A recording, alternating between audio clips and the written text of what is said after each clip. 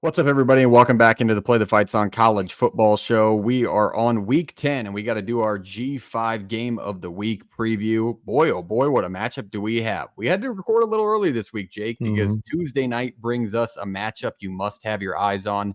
Texas State and Louisiana, a G5 beauty. Initial thoughts of this game. You should be hyping that beautiful no rivals cap.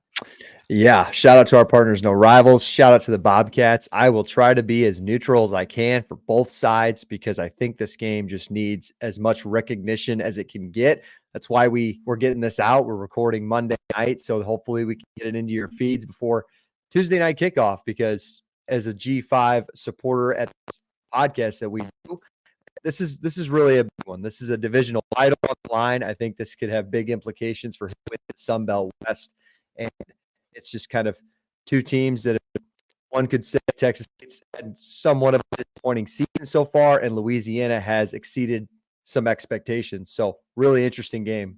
Yeah, Louisiana was one of those teams that have just kind of snuck under the radar this year. Like all of a sudden you look and it's week 10 and it's a 6-7 win team. And you're like, wait, this team's pretty good. Because everybody kind of had an idea about Texas State early in the season. You know, you bring in the reigning Sun Belt player of the year in Jordan McCloud, which I'm sure we'll talk about in our preview of the game. But you kind of set expectations when a player like that comes in. Here comes Louisiana with a couple of transfers of their own. Now they're at the top of this conference in the mix of it. And it's going to be a hell of a matchup on Tuesday night in San Marcos. So let's go in. Let's preview this matchup. Let's lead it off with your thoughts. Jake, tell us your thoughts on the game as a whole and how you would break these two teams down. Yeah, like I said, I would say it's a battle of opposite styles of play. You have in Louisiana right now, statistically, is the best defense in the Sun Belt. Yes, they've ran the least amount of plays on defense against everybody, but I think that's accustomed to their style of play. Offensively, when you flip it to the other side, they're slower. They want to run the football, but they have a really good quarterback in Ben Woolridge, who's been really good this year. He can throw the rock. He's top 3 in this conference in yards, behind, I believe, McCloud and probably Joey Aguilar, if I had to go back and check for App State. But Woolridge has been really good.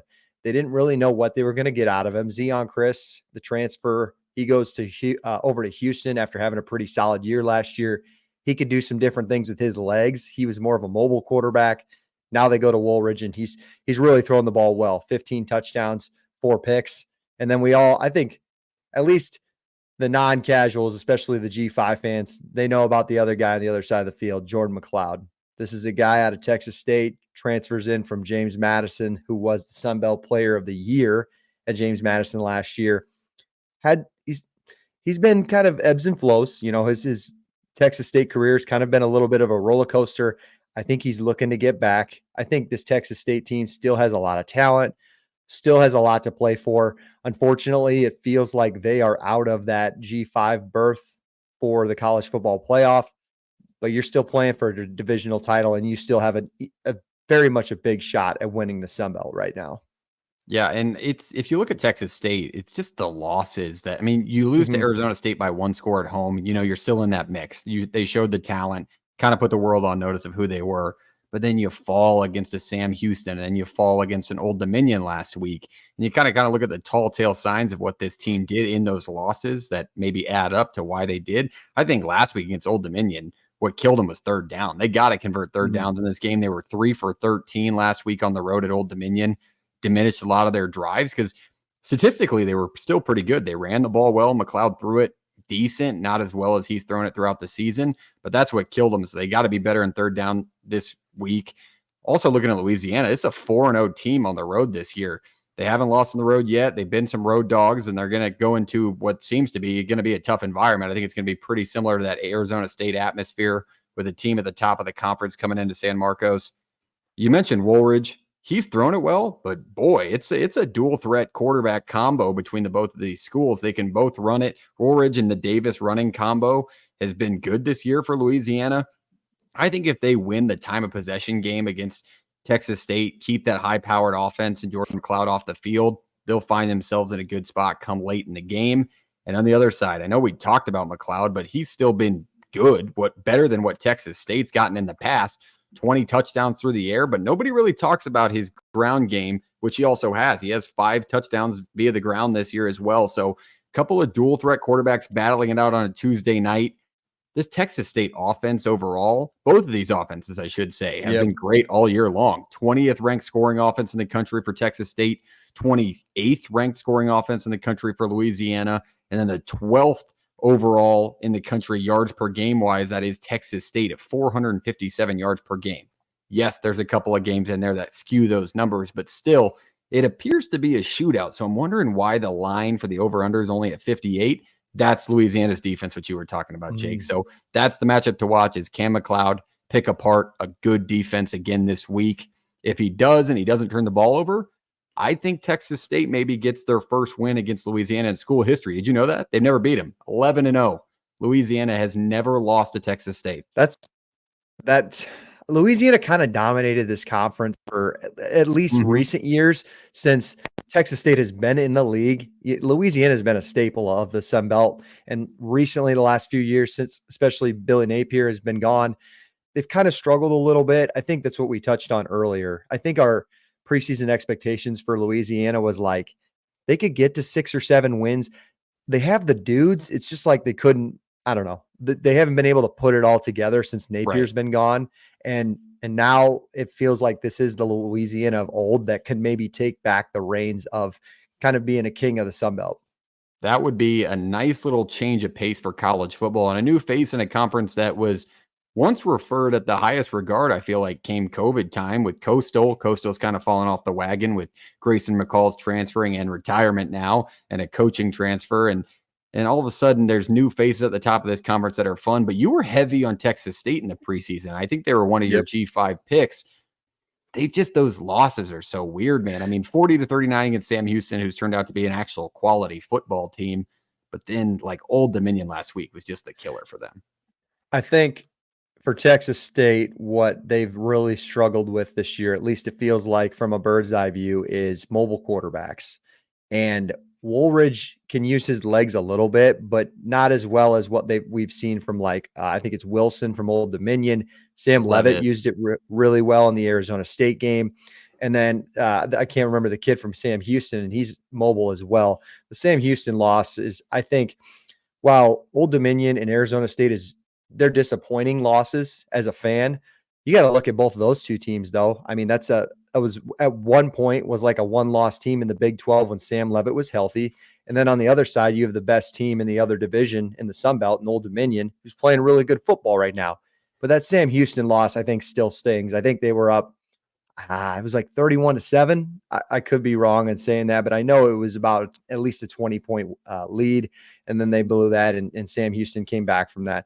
Didn't mean anything for conference implications, but I think this team would feel a lot better right now sitting at maybe 5-2 with losses to two solid programs rather than having that Sam Houston loss still kind of linger around. It still is lingering around, but with that, let's go into our predictions for the game. Who wins? Who covers? Texas State live right now is a 3.5-point favorite at home. This game's on ESPN2, so make sure you're tuned in tomorrow night. But Jake, will Texas State get their first win over Louisiana in school history tomorrow night? I think so. I like this spot for Texas State. We didn't even mention the two weapons for McCloud and Ishmael Mahdi, the running back at Texas State. He's probably the best in this conference.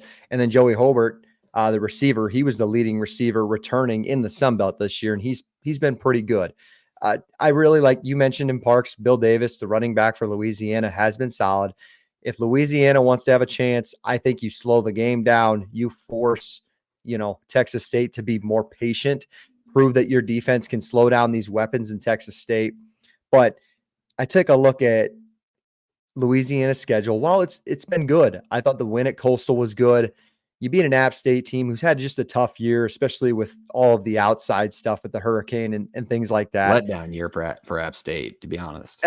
Yeah, it definitely has been. And then you get a win on the road against a Wake Forest team who's obviously not good. One thing you did show in that game, though, is how to keep up with points. So maybe they do try to keep up with Texas State tomorrow night. But I think that this team in Texas State still has a ton to play for. They're really well coached, obviously, in G.J. Kinney. Who knows if this could be his last year as a Bobcat. And I think they get this win and get back to, I think they own a share of first place with this win because them and Louisiana would both be at 3-1 in the conference. Okay, so there it is. Texas State for the first win in school history. I'm going to piggyback along with it, and here's why. I think Louisiana's defense has been good, but I don't think outside of Wake Forest, they've seen an offensive attack that Jordan McCloud throws at you. I really think throwing the ball with the weapons Texas State has brought in is going to be a struggle for Louisiana. And if Jordan McCloud doesn't turn the ball over, they're going to be playing catch up with this offense at home throughout the entire game. So with that, I think the over is a good play because I saw it at 58.5 right now. I think it's going to be more of that maybe 45-28 style game. I think 38-28 is really where I have it, but I do think Texas State gets it done at home on a Tuesday night in the national spotlight. So tune into this game because there's nothing else you should be watching. Don't give me any of that World Series stuff. We're talking the Sun Belt, the Fun Belt on Tuesday nights. And we have a unanimous Texas State pick. So we'll see where the other guys are at. Maybe we'll post it tomorrow because they didn't join the show. But check out our live show on Wednesday night, 7 p.m. Central, where we'll cover the rest of the Week 10 slate. There's a few good games this weekend. And then check out our fan perspectives of our own teams, Iowa State, Iowa, Nebraska. If you know anybody that's a fan of those teams, send them the link and hit the subscribe button and like button today. Jake, any closing thoughts for this matchup? No, I think this is going to be a really good one. Like I said, it's early in the week. I feel like Tuesday is just we try to cover and give the G5 its spotlight in a weeknight on a Tuesday night where nothing is going on. This is a great spot for these guys to go at it on ESPN2. I'm just really excited for this one and see how it can shake up the conference. Must see TV. So tune into ESPN2 tomorrow night, 6:30 Central for this matchup.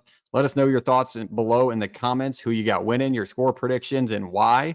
We appreciate you being here. We'll see you Wednesday night for the live show. Jake, take us away. Like, comment, subscribe, and we'll play it.